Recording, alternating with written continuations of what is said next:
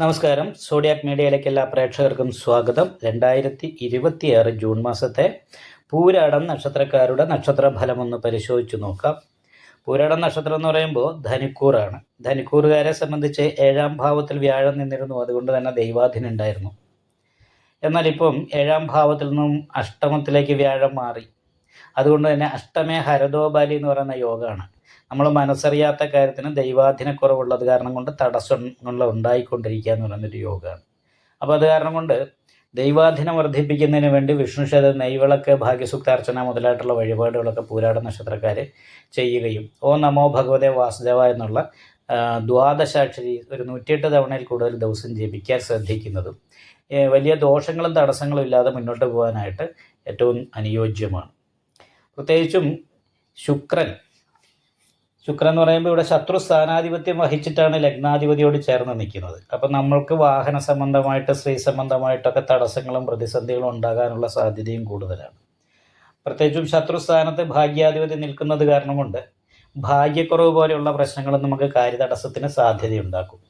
പിതൃസ്ഥാനീയരായിരിക്കുന്ന വ്യക്തികളുടെ അപ്രീതി, അതുമായിട്ടുള്ള അവരുമായിട്ട് ബന്ധപ്പെട്ട് അവർക്കുണ്ടാകുന്ന രോഗങ്ങളോ അതുപോലുള്ള പ്രശ്നങ്ങൾ കൊണ്ട് നമ്മളെ സംബന്ധിച്ച് മാനസികമായിട്ട് ടെൻഷൻ പോലെയുള്ള കാര്യങ്ങൾ ഉണ്ടായിക്കൊണ്ടിരിക്കും, സ്വസ്ഥതക്കുറവ് ഉണ്ടായിക്കൊണ്ടിരിക്കും. ഭാഗ്യസ്ഥാനത്ത് ഘടകാരകനായിരിക്കുന്ന കേതുവാണ് നിൽക്കുന്നത് എന്ന് വെച്ചിട്ടുണ്ടെങ്കിൽ ഭാഗ്യത്തിന് മുറിവ് സംഭവിക്കുക, ഭാഗ്യക്കുറവ് ഉണ്ടാകുക. അപ്പം ഭാഗ്യക്കുറവ് ഉണ്ടാകുമ്പോൾ നമ്മളിലേക്ക് വരുന്ന ഗുണഫലങ്ങൾ നമുക്ക് കിട്ടാതെ പോകും. അപ്പം നല്ലൊരു ജോലിയൊക്കെ പറഞ്ഞു വെച്ചു, കിട്ടാനായിട്ട് ഇൻ്റർവ്യൂവിന് പോകുന്ന സമയത്ത് നമുക്ക് പ്രതീക്ഷിക്കാത്തൊരു മുടക്കം വന്നു, ബസ് ബ്രേക്ക് ഡൗൺ ആയി എന്ന് വിചാരിക്കുക. അപ്പം നമ്മുടെ കുഴപ്പം കൊണ്ടല്ല, പക്ഷേ നമുക്കത് അറ്റൻഡ് ചെയ്യാൻ പറ്റാതെ വരും. അതാണ് ദൈവാധീനവും കുറവുണ്ടാകുമ്പോൾ ഉണ്ടാകുന്ന പ്രശ്നം. നമ്മൾ മനസ്സറിയാത്ത കാര്യത്തിൽ നമ്മൾക്ക് തടസ്സങ്ങളും പ്രതിസന്ധികളും ജീവിതത്തിലെ അഭിവൃദ്ധിക്ക് നമുക്ക് തടസ്സമായി മാറിക്കൊണ്ടിരിക്കും. അപ്പം അത് കാരണം കൊണ്ടാണ് നെയ്വിളക്കും ഭാഗ്യസൂക്താർച്ചനയൊക്കെ വിഷ്ണു ക്ഷേത്രത്തിൽ ചെയ്യുകയും അതിനോടൊപ്പം ഓം നമോ ഭഗവതേ വാസുദേവ എന്നുള്ള ദ്വാദശാക്ഷരിയോ ഓം നമോ നാരായണ എന്നുള്ള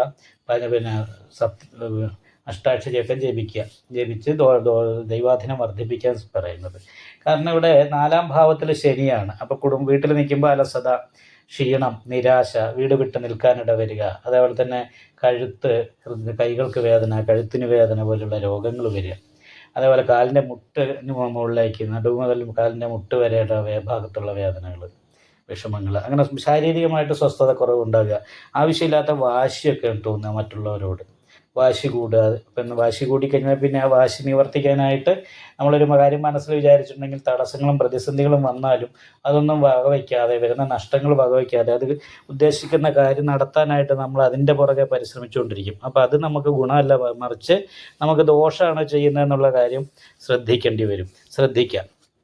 കർമാധിപതി പഞ്ചമഹാപുരുഷത്തിലെ ഭദ്രായോഗം ചെയ്ത് നിൽക്കുന്നവരും ജോലി ചെയ്തുകൊണ്ടിരിക്കുന്നവർക്ക് വലിയ കുഴപ്പമില്ല. തൊഴിലിൻ്റെ കാര്യത്തിൽ അനുകൂലാവസ്ഥ തന്നെയാണ് കാണുന്നത്. കർമ്മസംബന്ധമായിട്ട് അനുകൂലാവസ്ഥയാണ്. പക്ഷേ പുതിയ തൊഴിൽ അന്വേഷിക്കുന്നവരെ സംബന്ധിച്ച് അത്ര ഗുണം അനുഭവത്തിലേക്ക് വരണമെന്നില്ല. ദാമ്പത്യ സുഖം അനുഭവിക്കാൻ യോഗമുണ്ട്. അത് കാരണം ഭാര്യയുടെ ഭാഗത്തു നിന്നുള്ളയും ഭാര്യ കുടുംബക്കാരിൽ നിന്നും ഒക്കെ നല്ലൊരു സഹായങ്ങളും സഹകരണങ്ങളും ഒക്കെ കിട്ടുന്നൊരു സമയമാണ്.